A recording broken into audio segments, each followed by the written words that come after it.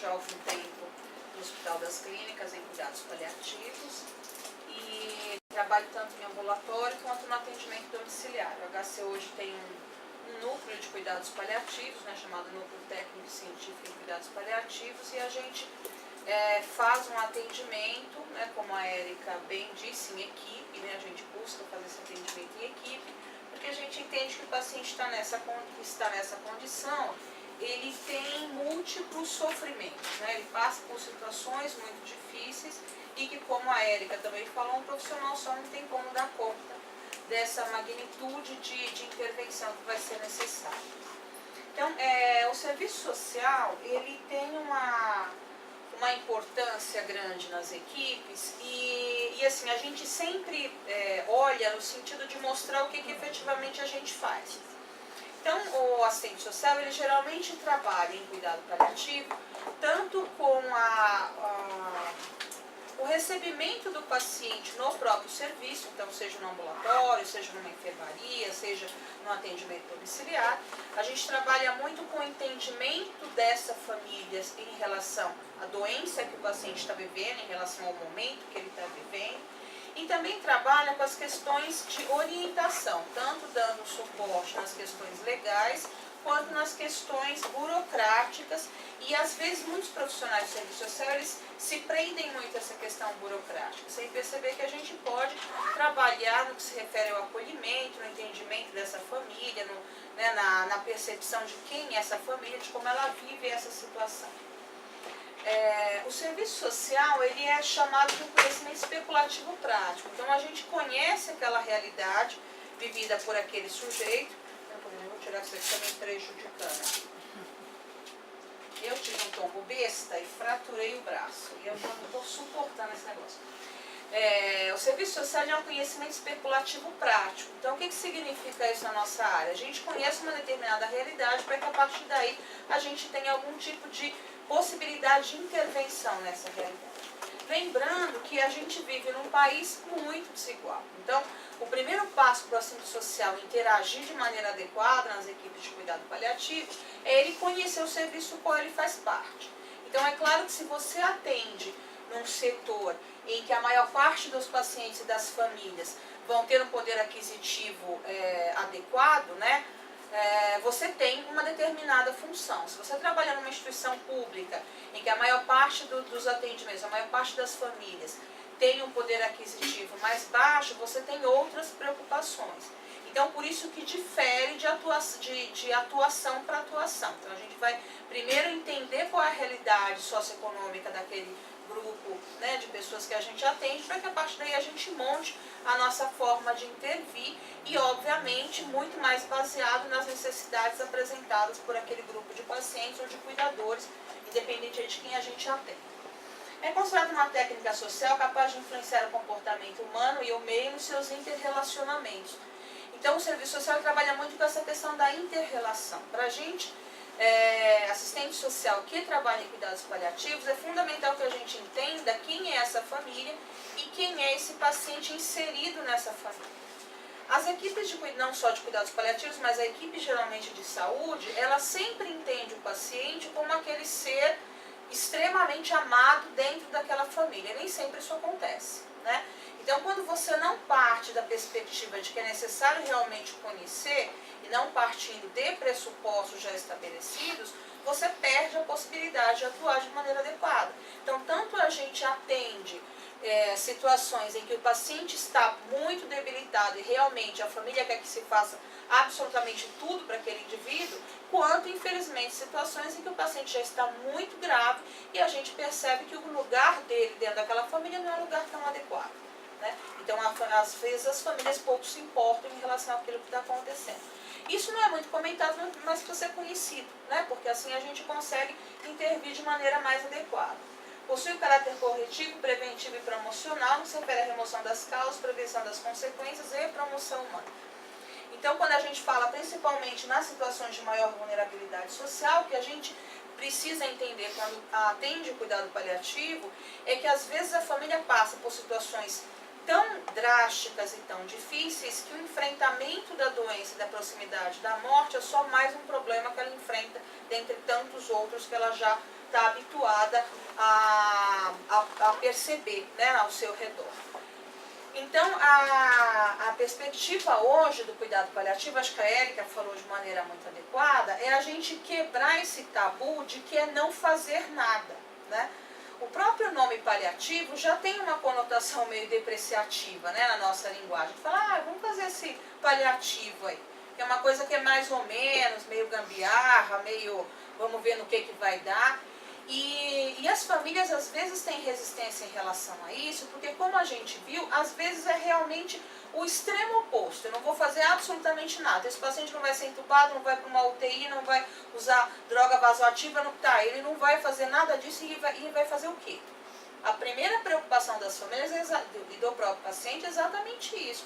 A partir do momento que não há possibilidades, porque todas essas intervenções não vão levar à cura, do que você está falando então? Né, o que você propõe fazer? E todo profissional, né, tanto psicólogo, assistente social, ele vai estar muito presente nesse tipo de discussão, porque ele vai entender essa perspectiva de outro jeito. Então o médico pode explicar por que não vai entrar com droga vasoativa, né? Mas numa outra intervenção de outros profissionais, é muito mais fundamental entender se o paciente vai ou não sentir dor, se ele vai ou não estar consciente, se ele vai ou não conseguir conversar com a família, se ele vai ou não estar apto a receber o filho que chega sei lá de onde. Então esse conhecimento ele precisa ser realmente partilhado para que a gente consiga entender, né, dentro de cada uma das suas especificidades, mas absolutamente tudo aquilo que está sendo discutido. E no serviço social a gente bate muito nisso, né? O assistente social ele precisa conhecer essa realidade, porque a nossa formação não é em saúde, a nossa formação é uma formação generalista. Então eu saio da faculdade, da graduação de serviço social, preparada para trabalhar tanto, teoricamente é claro, tanto no hospital, quanto numa penitenciária, quanto numa escola. Então eu tenho um conhecimento tão geral que no olhar dos intelectuais me dá conta de trabalhar em qualquer um desses lugares. Na realidade a gente vai ver que a gente tem um conhecimento bastante superficial e que a gente vai no cotidiano ou fazendo determinados cursos entendendo como que é a nossa realidade ali para ser trabalhada. Então, no que se refere à área da saúde, a gente vai precisar aprender muito em relação à saúde e doença. É um pouco diferente, né, da psicologia, que já tem aí um caminho trilhado nesse sentido. Então, é claro que para o assistente social, ele precisa realmente saber muito dessas coisas para que ele consiga realmente discutir de maneira adequada e interferir de maneira adequada na questão da adesão ao tratamento, do entendimento do que vai ser possível e de tantas outras coisas que a gente vê. Então, na nossa prática cotidiana, a gente precisa conhecer, né? Então, o que a gente vai conhecer no cuidado paliativo, por que e quem? As intervenções, elas são sempre nesse sentido. Se eu preciso conhecer aquela família, eu tenho que ter um porquê, né? Eu estou falando por conta da questão da adesão ao tratamento, eu estou falando por conta dos vínculos estabelecidos ou não, eu estou falando por conta do sofrimento que o paciente enfrenta. Então, eu preciso entender até para que eu consiga realmente delimitar aquilo que quem eu vou conhecer ou aquele problema que eu vou, de alguma forma, me aprofundar. Como eu vou fazer isso? Em cuidado paliativo, quando eu comecei, eu brincava muito, eu comecei trabalhando com o Toshio, que a Maria Helena também conhece de longa data, e a gente brincava muito que a gente falava dentro do HC que a gente ia montar uma camiseta escrito não sou agência funerária, porque os pacientes chegavam para a gente, às vezes você tinha um dia para orientar e o paciente já estava em processo ativo de morte. Então era uma situação muito difícil e às vezes, infelizmente, se chegava com a família que não tinha nem ideia de que aquilo era um processo ativo de morte. Hoje a gente já vê que existe um encaminhamento mais precoce. Como a Organização Mundial de Saúde nos fala, que a Érica também já trouxe, o cuidado paliativo ele é direcionado para todas as pessoas que têm uma doença ameaçadora da vida. Então, a partir do momento que você tem um diagnóstico de uma doença que de alguma forma te ameaça, você já deveria ser indicado para cuidado paliativo.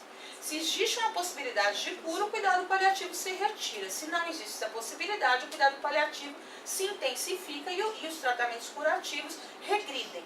Só que no Brasil a gente ainda não tem esse desenho tão bem formado. Existem serviços que já têm essa possibilidade, existem serviços que nem pensam nisso e só indicam quando o paciente está, como a gente denomina, em cuidado paliativo exclusivo. Quer dizer, ele já fez, né, o percurso do tratamento e ele aí entra no cuidado paliativo porque não existe mais a perspectiva de cura. Ou pior, né, como eu comecei falando, a gente vive num país desigual, para aquele indivíduo que não teve nenhuma possibilidade de tratamento curativo. E aí ele já entra na perspectiva paliativa, que é muito sofrida, é muito difícil, porque aí já é mais uma forma de ser excluído, além de todas as outras que ele já enfrentou no decorrer da própria vida. E aí quando a gente fala de dignidade de morte, né, a gente tem que estar falando de que tipo de dignidade de vida eu estou dizendo. E a intervenção, né, na intervenção que a gente faz, a gente tenta sempre perceber o que eu vou manter, o que eu vou orientar, como orientar e o que é possível de ser transformado. Por que eu sempre trago isso? Porque a gente acredita que todas as equipes, elas propõem realmente bastante modificação na estrutura familiar em algumas situações. Principalmente, como eu já falei, quando a gente olha o paciente como central. É óbvio que no nosso atendimento, enquanto equipe, o paciente vai ser sempre central. Só que ele nem sempre é central dentro daquele núcleo familiar. E isso precisa ser de alguma forma trabalhado. Então, a gente trabalha também nessa questão de perceber o que já foi feito de maneira adequada para aquela família e o que efetivamente pode ser mantido.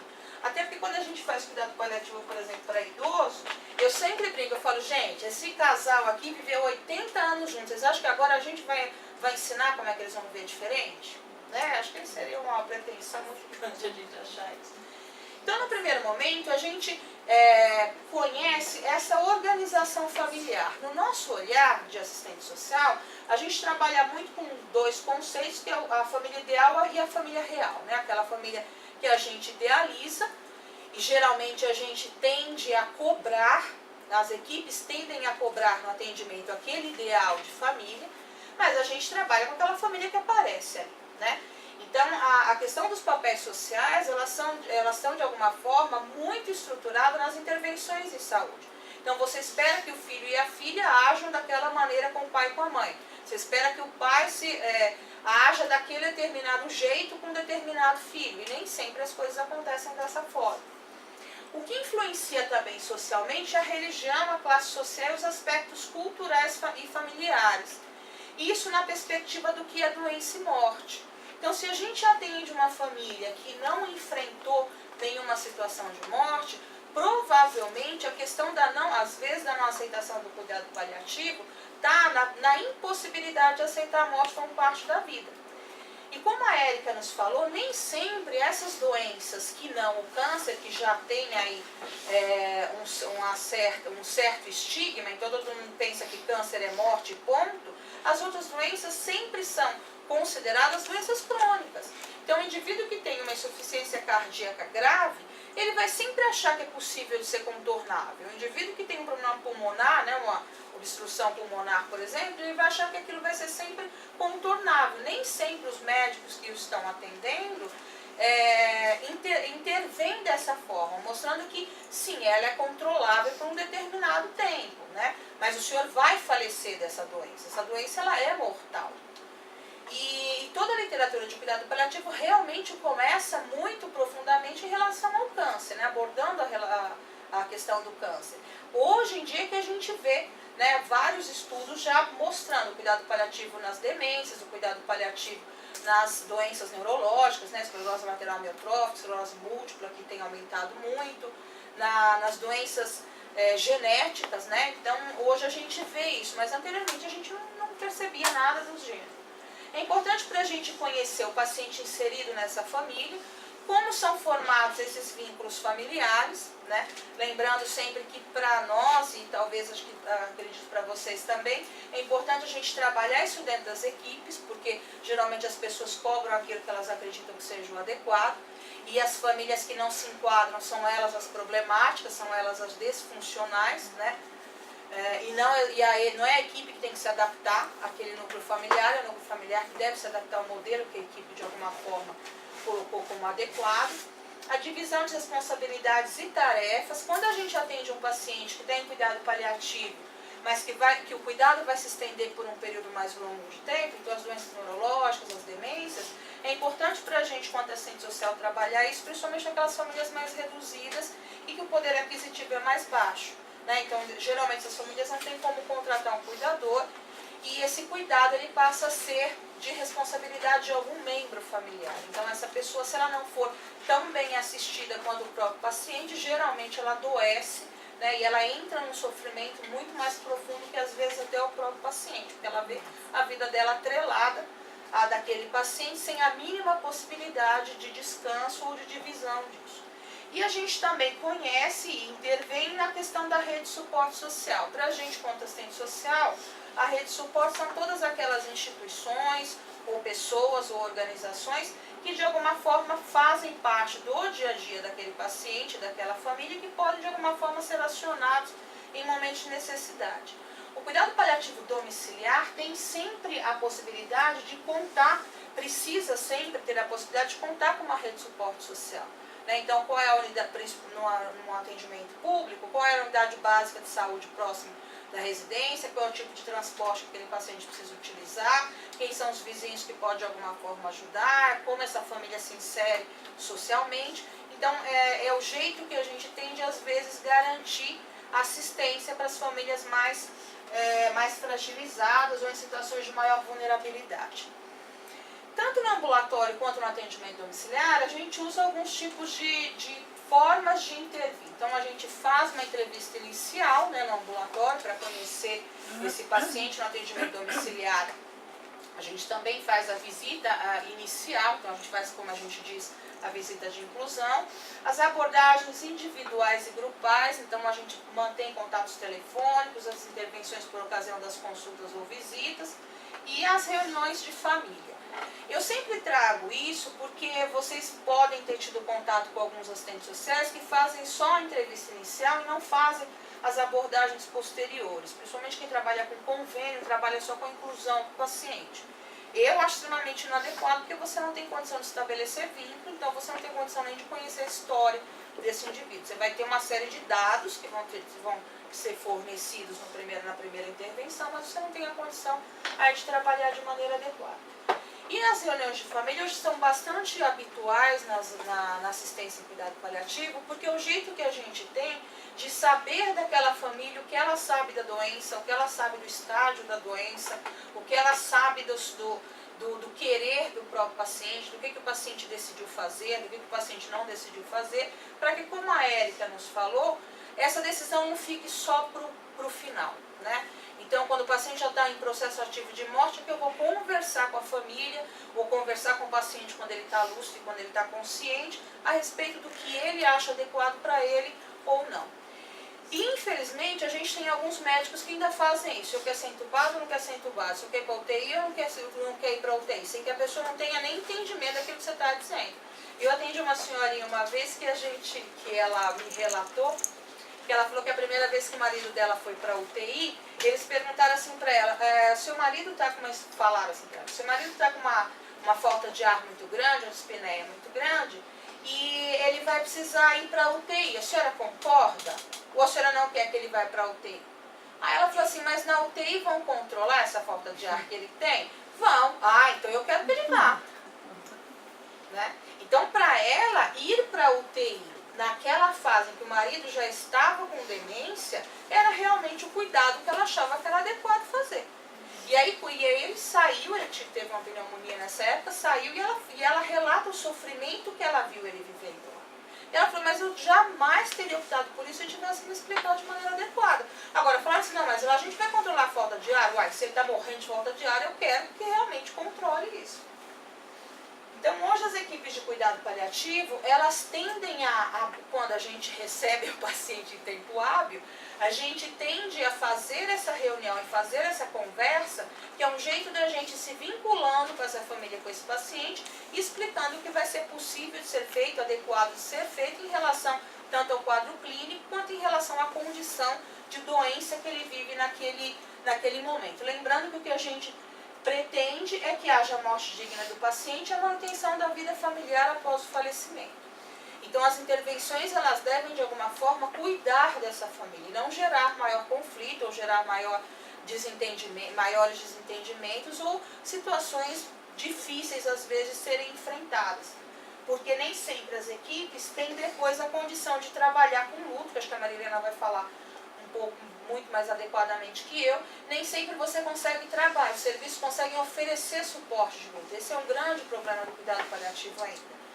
Eu sei que algumas equipes têm se organizado nessa tentativa, mas às vezes quando a gente não tem esse cuidado com a família, o que a gente percebe é que a família enfrenta aquela condição e vai enfrentar um processo de luto muito difícil, muito complicado, às vezes sem nenhum tipo de suporte. Porque o nosso vínculo era o paciente falece, a gente às vezes não tem mais nem contato com aquela família se o serviço não está estruturado para oferecer isso. No nosso cotidiano, a gente percebe que alguns valores, que alguns fatores, eles influenciam tanto de maneira adequada quanto de maneira inadequada, né, no segmento do tratamento e, obviamente, no processo aí de falecimento. A religião, os aspectos culturais da formação familiar. Como eu falei para vocês, é importante que a gente saiba o que significa morte dentro daquela família, o que significa cuidado, o que significa estar numa situação de UTI, o que significa não fazer determinados procedimentos, porque às vezes o médico e outros profissionais, eles partem da perspectiva de que todo mundo já discutiu tudo isso, e de que todo mundo sabe tudo isso. Ou se não discutiu, não vai querer discutir. Também tem o outro lado. E aí quando a gente senta com a família, geralmente a gente vai ver que às vezes eles não sabem aquilo que a gente está sobre aquilo que a gente está discutindo, e por outro lado tem famílias que já discutiram, que já definiram exatamente o que querem que aquilo seja feito. Então a gente precisa dar esse espaço para que essa família nos conte. A desorganização familiar em relação ao cuidado, óbvio, desorganização muito entre aspas, porque a gente, né, acredita que todas as famílias de alguma forma têm a sua organização, podem não estar adequadas para aquele cuidado proposto, mas todas elas de algum jeito estão organizadas. A desinformação. Então, dependendo do serviço de onde a pessoa tenha vindo, ou do grupo que ela tenha vindo, é gritante a desinformação. Então, às vezes você fala, nossa, mas esse paciente está se tratando há mais de 3 anos com essa doença, como é que ele não sabe que foi feita determinada coisa? Não sabe porque não foi dito. Né? Como é que ele não sabe que aquilo era uma quimioterapia paliativa, não era uma quimioterapia curativa? E a gente ainda vê aqueles absurdos que já devem ter discutido, né? Ah, o senhor tem um tumorzinho. Gente, como assim um tumorzinho? Né? Ah, o senhor tem, a gente vai fazer uma cirurgia, vai retirar esse nódulo. A pessoa não fala câncer, por exemplo. Então aí tem um quadro demencial, ele vai esquecendo, me falaram que ele vai esquecendo as coisas, né? Mas isso aí também é comum da idade. Não te falaram que ele, se ele está com Alzheimer, que ele vai ficar numa posição fetal, que ele vai ficar dependente, que em algum momento vai precisar passar sonda, que pode ser que precise de uma traqueostomia. Isso, nada disso foi dito. E às vezes a família está realmente fazendo um tratamento longo e ela não tem acesso a nenhuma informação. Então a gente fala, né, acho que todos os profissionais concordam com isso, que a informação, a comunicação é o imprescindível.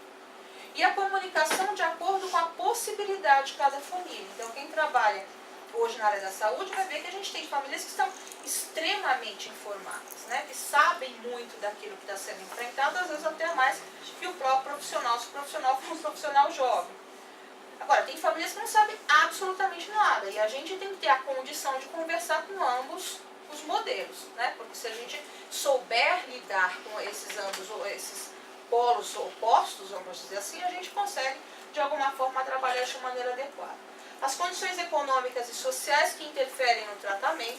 Então, principalmente quem trabalha em serviços públicos tem que ter muito claro isso, porque às vezes a adesão ao tratamento está estreitamente relacionada à condição econômica e social vivida pela essa família, e dependendo do atendimento que você faça, não. Né? As condições econômicas elas não vão de nenhuma forma interferir na maneira como essa pessoa vai viver a condição aí de proximidade de morte.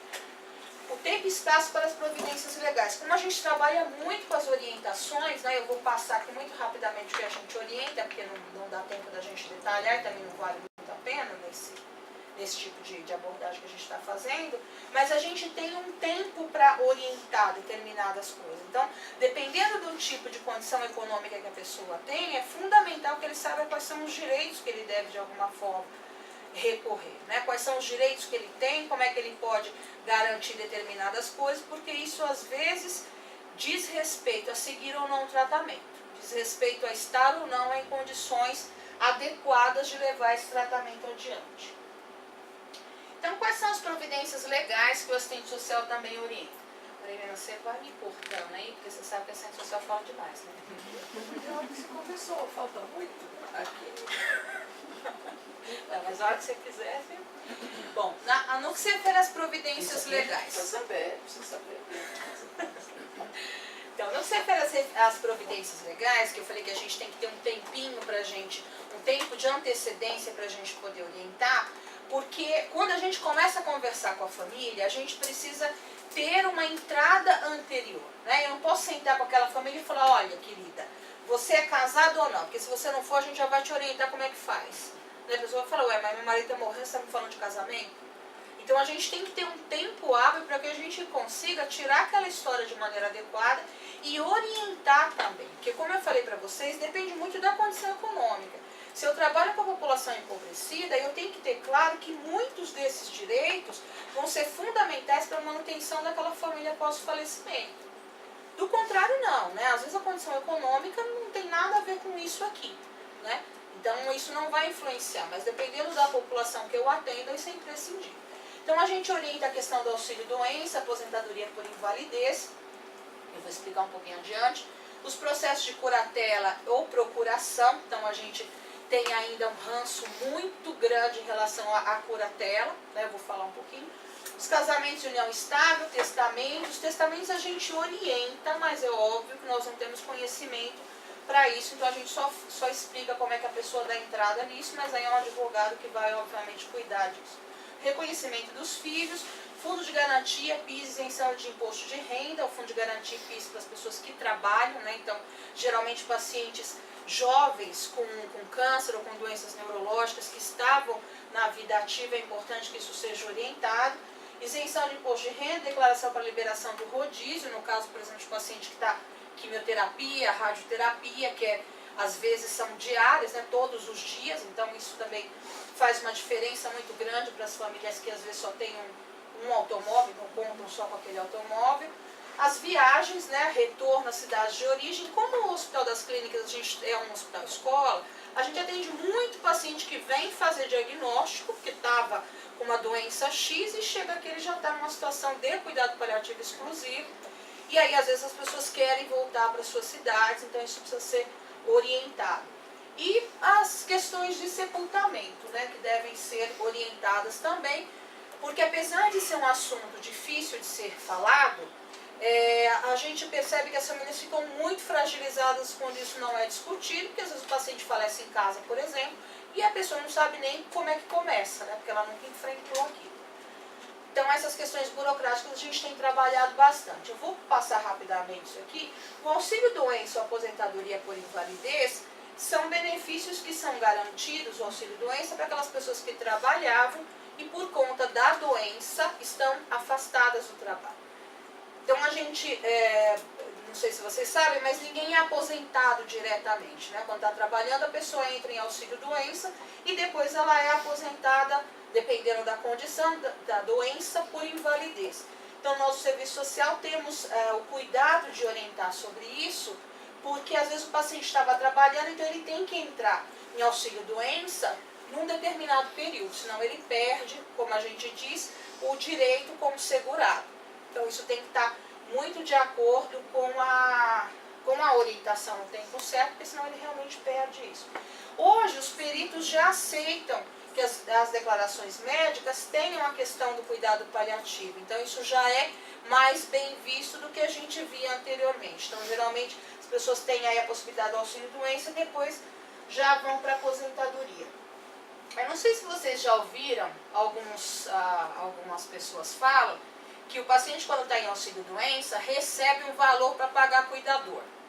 Isso é muito comum no serviço social a gente ouvir, mas não existe nenhum valor para pagar cuidador. O que acontece é que se o paciente é aposentado por invalidez, né, então ele ficou doente, foi aposentado, quando ele está numa situação de dependência total, ele tem direito a requerer 25% do valor da aposentadoria a mais, que justifica ou a contratação de alguém, ou um determinado auxílio maior, por conta de estar totalmente dependente. Isso depende também de declaração médica e outras tantas coisas. O que a gente orienta também é a questão da perícia hospitalar, que de 2 anos para cá é obrigatória. Geralmente o paciente doente, às vezes não tinha condição de ir ao INSS, isso não era regulamentado, ele acabava perdendo aí o tempo para requerer a sua aposentadoria. Os processos de curatela hoje, eles são bastante exigidos na questão legal. Então, tanto os bancos, quanto para fazer testamento, quanto para tantas outras coisas, é necessário que o paciente que não responde mais pelos atos da vida civil, tenha alguém que se responsabiliza por ele, né? Então, essa pessoa pode ser uma pessoa eleita por ele mesmo, por exemplo, processo demencial, uma pessoa que começa um processo de demência e que tem a condição de saber o que está acontecendo com ela, ele pode eleger quem ele gostaria que fosse aí o seu responsável. Do contrário, existem aqueles responsáveis naturais. Então, a esposa que está doente é o marido, ao contrário, depois os filhos, sobrinhos e outras tantas pessoas. O que a gente percebe no Brasil é que existe aí um tabu muito grande em relação a se fazer o processo de curatela, né? Tanto porque você vai dizer que o outro não responde mais pelos atos da vida civil, então ele não é considerado uma pessoa, quanto por questões legais mesmo, né? E por questões também financeiras, porque não é um processo tão barato. A população mais pobre tem a condição de requerer isso gratuitamente na promotoria, mas não é um processo rápido. Então, nem todos os lugares têm a condição ainda de solicitarem isso como rotina. O que a gente orienta também? A questão do casamento ou declaração de união estável. Então, isso geralmente é orientado quando o familiar que vai falecer era o mantenedor da casa e, obviamente, ele vai precisar, de alguma forma, deixar isso garantido para a sua família. Então, famílias que têm crianças, que têm filhos pequenos, esposas que não trabalham, que dependiam da renda do marido, ao contrário, isso é imprescindível de ser orientado. Então, isso aqui não importa muito agora, mas a questão da união estável, em 2013, a gente já tem uma normativa sobre isso, que se coloca o reconhecimento e o registro da união estável em nome do Conselho Nacional de Justiça para ser regulamentados por essa instrução normativa. Considera-se como entidade familiar a convivência pública contínua e duradoura entre casais heteroafetivos e pares homoafetivos. Isso, a partir de 2013, trouxe uma diferença muito grande, principalmente para quem faz cuidados paliativos com pacientes com AIDS. Porque anteriormente, agora nem tanto, mas anteriormente a maior parte dos pacientes com AIDS eram realmente homossexuais, né? A gente viu que isso mudou muito. Mas o que acontecia? Hoje a questão das pessoas homossexuais já é muito mais discutida do que era, por exemplo, há 15 anos atrás.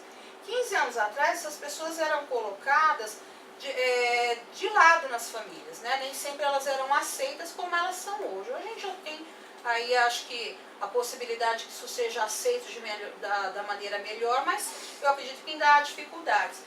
E às vezes, o que acontecia quando a gente já atendia situações assim?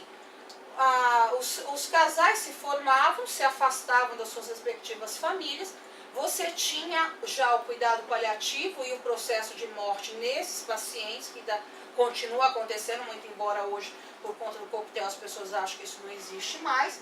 E aí aquele companheiro ou aquela companheira de longuíssima data não tinha possibilidade de decidir absolutamente nada no final da vida.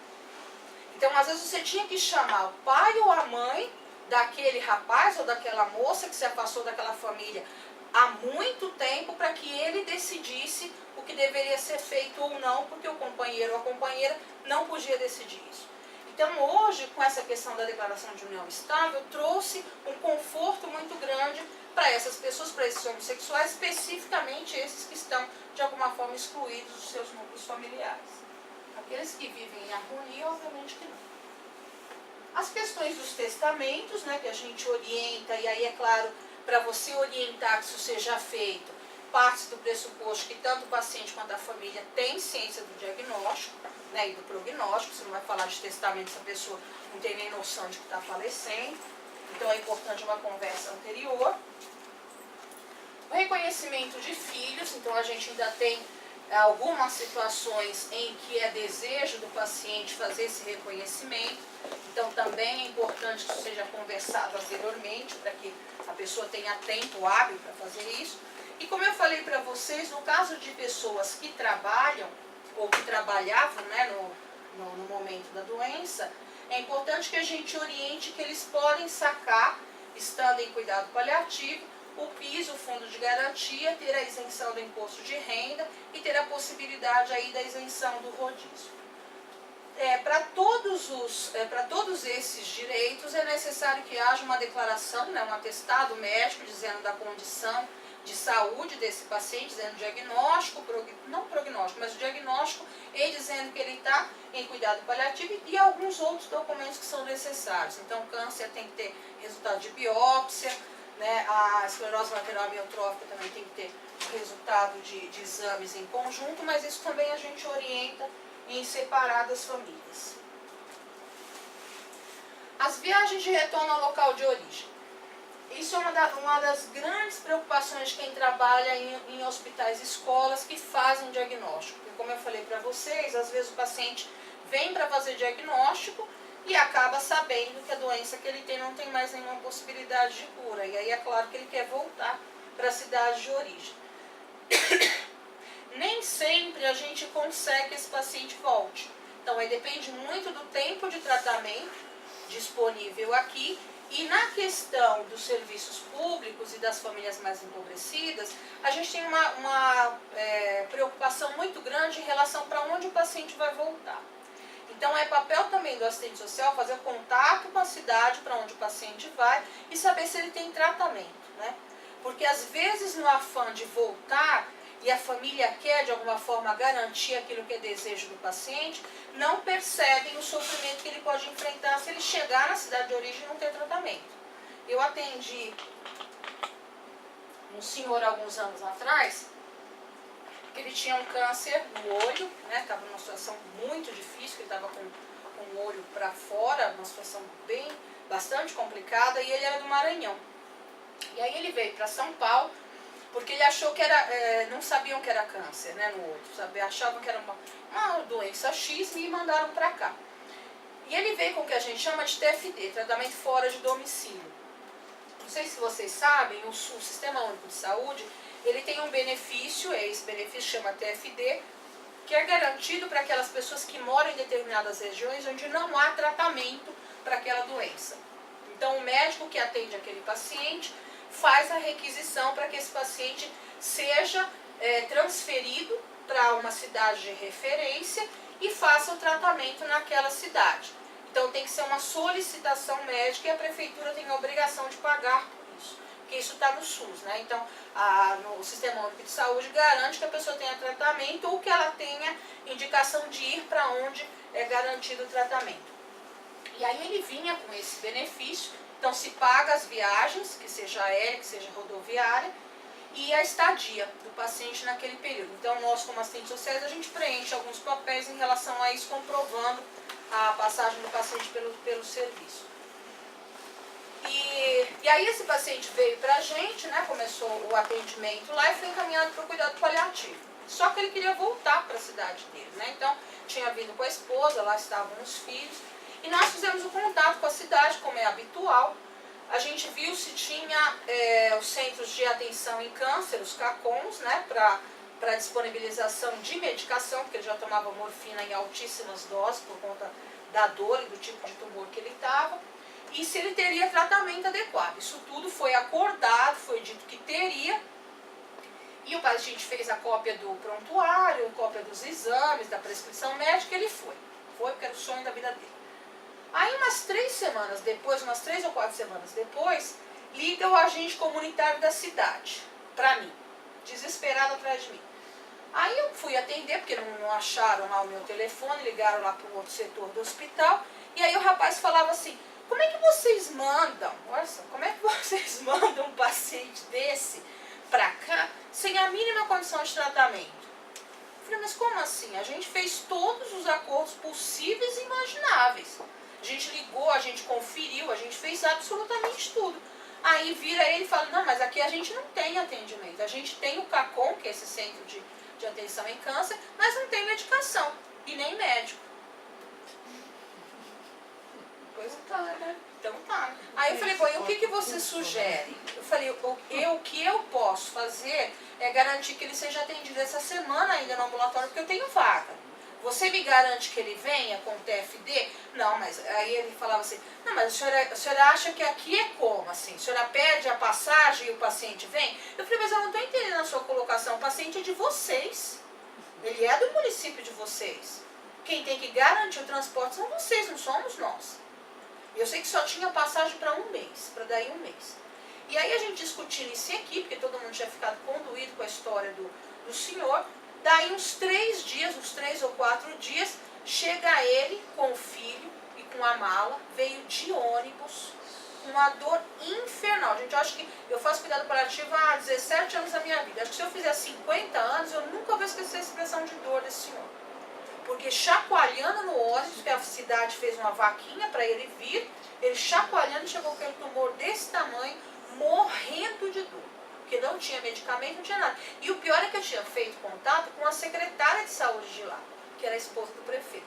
Então, é claro que ela disse que tinha absolutamente tudo e na realidade não tinha nada. Né? Então, é quase que esse caso é um caso extremo, mas, enfim, quando a gente faz esses contatos, a gente precisa garantir que realmente tenha um atendimento adequado. E aí a questão, não vou me estender mais muito, porque isso não é muita coisa, mas a questão das viagens aéreas, a gente orienta em relação ao preenchimento de uma documentação específica para a pessoa viajar quando ela tem uma doença, vamos dizer assim, perceptível. Então, se a pessoa está com sonda, já está mais debilitado, hoje as companhias aéreas exigem esse documento que chama MEDIF. Quem tiver mais curiosidade sobre isso, é só entrar na página de qualquer companhia aérea, entra em atendimento ao cliente e lá está atestado médico, atendimento médico, depende aí da companhia, e você baixa o documento, esse documento a gente baixa e junto com o médico também preenche e manda, né, via e-mail para as companhias aéreas, elas têm até 72 horas para responder e a partir daí elas dizem se aceitam ou não que o paciente vá. Cada vez mais isso é dificultado, né?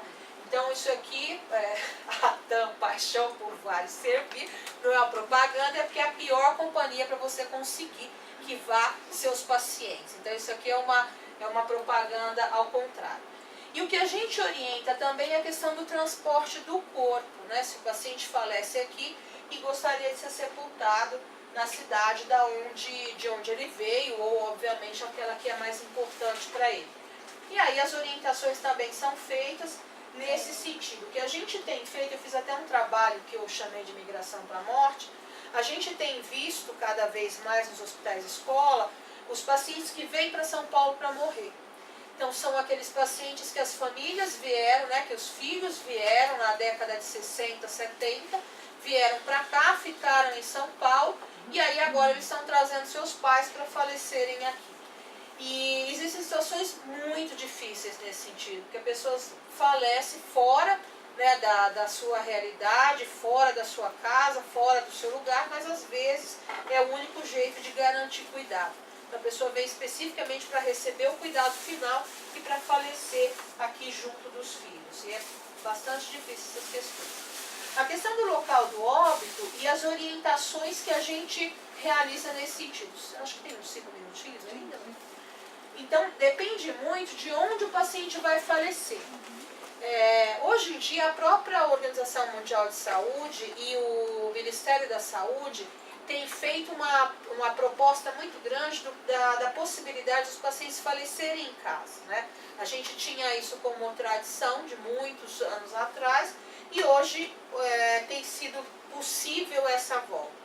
Tanto que os programas de saúde da família e o programa específico Melhor em Casa, hoje tem a proposta de que haja cuidado paliativo domiciliar para possibilitar que esses pacientes faleçam em casa. É claro que a discussão relacionada à questão da humanização do cuidado, da humanização da morte, tantas outras coisas, mas a gente sabe que efetivamente é muito mais por uma questão de otimização de leito e diminuir o número de pacientes internados em UTIs ou que falecem em pronto-socorros em situações bastante complicadas, né? Às vezes porque não tem necessidade de estar numa UTI e às vezes por desespero da família é levado para o primeiro pronto-socorro, porque a família não tem aí um suporte adequado para que se faleça de maneira adequada em casa. Então, dependendo do lugar de onde faleça, a gente como assistente social, a gente explica quais são as facilidades e as dificuldades. No que se refere às instituições, as facilidades estão relacionadas à documentação, né? Então, se o paciente vai falecer, você tem garantido o atestado de óbito. É possível a doação de órgãos, dependendo do paciente que esteja, dependendo da doença, mesmo no cuidado paliativo, há a possibilidade de doação de órgãos. O acesso facilitado aos serviços funerários, porque geralmente os hospitais têm aí a possibilidade de encaminhamento adequado, a organização para o sepultamento e a cremação, porque para a cremação existe a necessidade de assinatura de 2 médicos no atestado de óbito. Então, quando você faz esse cuidado domiciliar, se você só tem um médico de atendimento, você tem que acordar aí de algum jeito, senão a gente não consegue que o paciente seja cremado, se for um desejo dele e da família. As dificuldades estão relacionadas a um número limitado de pessoas próximas, então dependendo do hospital, se não for uma instituição de cuidado paliativo, geralmente não é liberada a visita para todo mundo, ou é liberado só no último momento. Falta de privacidade, então dependendo do hospital, se for um hospital público, é claro que a privacidade é bastante restrita. Nem sempre há respeito quanto aos rituais e cuidados com o corpo, então dependendo da religião, como a gente já falou, é importante conhecer, então dependendo da religião você não tem a possibilidade de fazer um cuidado adequado, e nem sempre se permitem cerimônias religiosas, principalmente dependendo da religião, né? Então é claro que católicos e protestantes têm uma possibilidade maior, mas se você fala de uma religião afro, de uma religião diferente, você não vai ter a condição de fazer cerimônias religiosas lá. Em relação à documentação, né? Então a gente orienta também a questão da documentação, principalmente quando o paciente vai falecer em casa. Então a família precisa saber que é necessário que haja um médico para fazer o atestado de óbito, seja do serviço que faz o acompanhamento do paciente, seja alguém que a família de alguma forma contrata para isso. Porque senão tem que ir na delegacia, fazer boletim de ocorrência, aguardar que alguém da delegacia vá até a casa, faça o que a gente chama de constatação do óbito, para se fazer o transporte do corpo. Nesse meio tempo a família não pode mexer no corpo, não pode arrumar, não pode fazer nada, porque existe uma regulamentação. Então, quando o profissional vai fazer a constatação do óbito, o que ele quer saber é se não foi uma morte violenta. Então, é claro que dependendo do tipo de serviço que você tenha de atendimento domiciliar e dependendo do diagnóstico, a morte em casa é uma iatrogenia. Então, se você acredita que se você pela doença sabe que o paciente pode ter uma possibilidade de sangramento, nesse caso já não há possibilidade de morte em domicílio, porque realmente ele pode enfrentar uma situação catastrófica para os familiares, que vão ter aí um processo de luto muito difícil. Ou de espineia grave, então existe já protocolos que indicam ou não indicam o falecimento na casa, mesmo que seja desejo do paciente ou da família. Então é claro que isso tem que ser conversado. Quando o paciente fala que quer falecer em casa, aqueles que a gente atende de longa data no atendimento domiciliar, eu sempre falo, mas quem vai estar com o senhor também quer? Porque é importante que o cuidador, que o familiar também tenha esse mesmo desejo, porque do contrário ele realmente vai entrar num processo maior de sofrimento que poderia ter sido evitado se a gente conversasse de um outro jeito. Para a cremação, como eu falei para vocês, é importante que a gente tenha claro isso, que é necessário que haja ali o atestado com as suas assinaturas, e algumas situações não são possíveis que o paciente tenha a cremação autorizada. Então, morte suspeita, fraturas, né, se a morte foi causada pela fratura, então não é permitido. E se o paciente não tinha isso declarado ou os familiares não aceitam a declaração, então aí também não é permitido. E no serviço público a gente orienta a questão do sepultamento gratuito, que é um direito de todas as pessoas que falecem, né? Em São Paulo a gente tem isso como direito.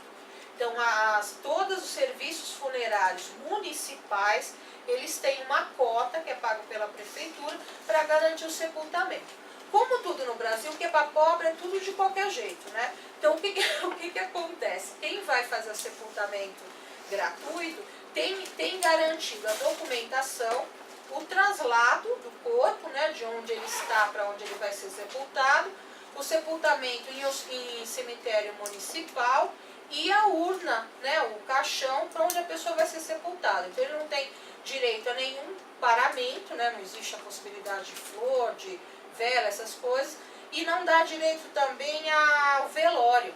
Então a maior parte das famílias opta por não fazer isso, porque às vezes é óbvio, quer fazer a última homenagem e isso acaba não sendo permitido, porque se retira o paciente ou a pessoa da onde ela faleceu e já leva para o sepultamento. Terminando, o que se refere à morte em domicílio, é importante que a gente discuta sempre a questão dos riscos, né, em decorrência do diagnóstico, em decorrência do despreparo dos familiares, com quem vai estar o paciente. São famílias muito isoladas, são famílias muito restritas, se são famílias em sofrimento muito grande, então isso não é indicado que o falecimento ocorra na casa. E aí é claro que os serviços devem se organizar para que haja possibilidade de internação. Ou então naquelas situações em que os sintomas não estão sendo controlados de maneira adequada, muito embora esteja em uma condição de cuidado paliativo. Nós fizemos para o atendimento domiciliar uma cartilhinha com todas as providências. O que a pessoa tem que fazer quando o paciente falece? Então, qual o documento que ela tem que ter em mãos, quem ela precisa contatar primeiro, porque aí a gente sabe que é uma garantia para esse indivíduo. No que se refere ao óbito no domicílio, a gente também tem as facilidades e as dificuldades. As facilidades é o lugar do paciente, né? Existe a possibilidade de privacidade, dependendo do domicílio. Condição de realização dos rituais e cuidados com o corpo, então é claro, se está na tua casa, tudo é possível de ser feito. Acesso facilitado de todos os familiares e amigos. E se há, né, a declaração de óbito e organização do sepultamento. Então, os serviços de cuidado paliativo devem, isso já está na legislação, se organizar para o fornecimento da declaração de óbito. As dificuldades relacionam-se ao acesso à declaração de óbito e orientações pertinentes, porque o serviço não funciona no final de semana, por exemplo. Se o paciente falece no final de semana, a gente tem que criar alternativas a isso. A doação de órgãos, então não é possível por conta do tempo, né, que vai demorar para que isso seja feito. Às vezes a falta de privacidade, dependendo da casa, dependendo da condição econômica. O entendimento sobre a opção da família versus negligência. Então, quando a gente fala desse tipo de cuidado em periferia, isso tem que estar muito bem discutido, porque às vezes o óbito no domicílio é confundido com negligência. Então tem muito vizinho que falou, mas você não vai levar sua mãe para pronto-socorro? Você vai deixar morrer em casa? O cuidado paliativo domiciliar ainda não é visto com tão bons olhos pela população de maneira geral. E a possibilidade de cremação às vezes é dificultada por conta das duas assinaturas de óbito. Além dessa questão de todas essas orientações, a gente também prevê que haja a possibilidade de uma orientação pós o óbito do paciente, seja porque a gente vai fazer uma visita na casa depois do falecimento, seja porque a gente recebe esse cuidador no nosso ambulatório para que isso seja de alguma forma orientado. Então, o serviço social a gente tem que ter esse cuidado, porque às vezes tem alguns tipos de orientação que devem ser dados após o falecimento do paciente em relação à pensão, testamento, a reversão de curatela e tantas outras coisas que devem ser feitas em tempo hábil. Então, nós do serviço social a gente recebe esses familiares para que a gente consiga orientar sobre isso. Então, a aposentadoria que vira pensão, o benefício de prestação continuada que alguns recebem que não gera pensão, a declaração de óbito que depois deve ser buscada a certidão de óbito e a abertura de testamento, inventário e a reversão das curatelas. E aí a gente trabalha também um pouco com o cuidador no sentido de incentivar a participação nos rituais, auxílio na resolução de conflitos nesse sentido. Fala da questão do direito de sofrer, porque na nossa sociedade isso ainda quase não é permitido, acho que a Maria Helena vai nos falar isso de maneira adequada, é permitido por um determinado tempo. Depois, se você começa a sofrer demais além daquilo, você já é mal visto. A desconstrução do papel do cuidador. O que a gente tem percebido, principalmente nos casos de doenças neurológicas ou demências, e cuidados, pacientes com doenças cardíacas e doenças pulmonares, eles passam um período muito largo de tempo sob cuidado. E às vezes esse cuidador não tem mais o que fazer quando o paciente falece. Então ele nem mais se reconhece em relação àquilo que ele pode fazer, porque ele passou um tempo muito grande da vida dele tendo só esse papel de cuidador.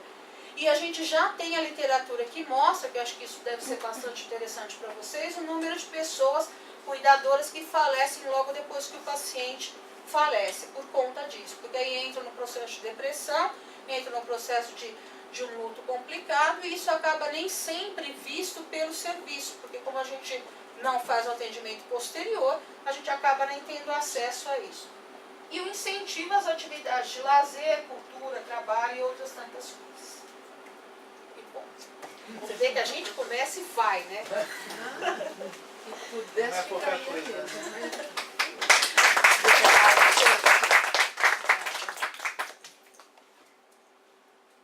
Perguntas? Se tiver alguma pergunta. Estou por curiosidade, na verdade. Tem a possibilidade de cremação gratuita? Não. Fundação não, só você comprar mesmo. Não tem. Então, posso chamar a Regina?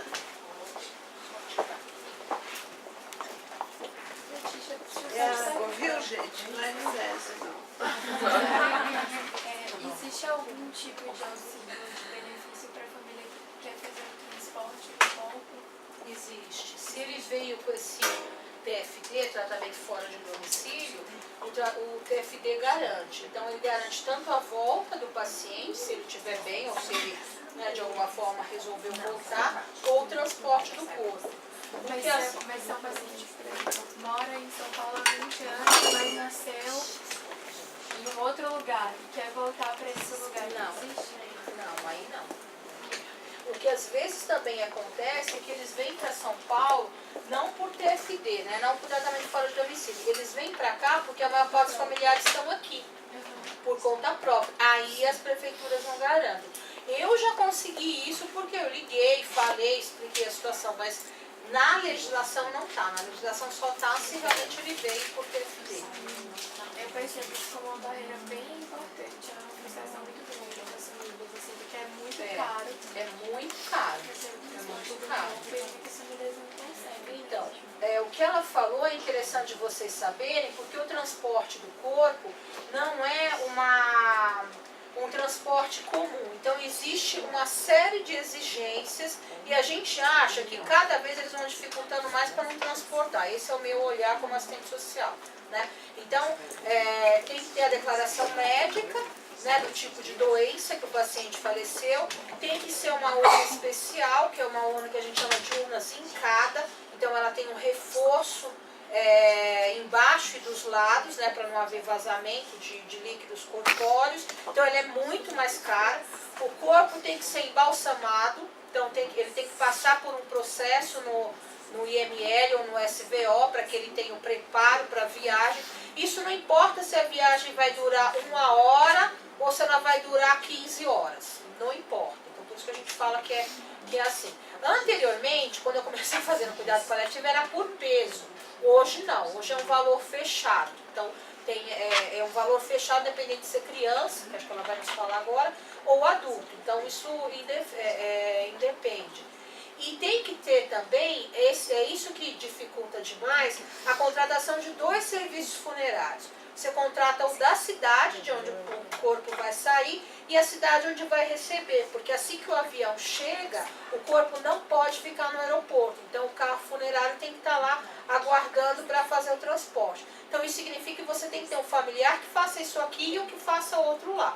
E tem que estar tudo muito bem casado, né? Tudo muito bem organizado. E ainda tem a questão da liberação da Polícia Federal. Então o paciente tem que ter documento regulamentado, porque senão também você não consegue. Então é muito complicado e a família tem que ter muita habilidade para gerenciar isso, porque senão